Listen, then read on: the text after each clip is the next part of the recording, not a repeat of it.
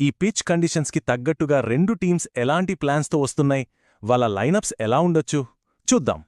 India విషయానికొస్తే టీంలో మార్పులుండే chance దాదాపు లేదు. ముఖ్యంగా సంజూ శాంసన్ సూపర్ఫామ్లో ఉన్నాడు కాబట్టి సేమ్ టీంతోనే వెళ్లొచ్చు.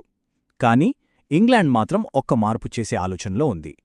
వాంకిడేలో పేస్, బ్యాటింగ్ డెప్త్ కోసం స్పిన్నర్ రెహాన్ అహ్మద్ ప్లేస్లో పేసర్ క్రేగ్ ఓవర్టన్ని తీసుకురావచ్చు.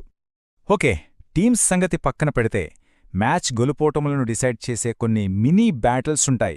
Player versus player. అసలు మజా అక్కడే ఉంది.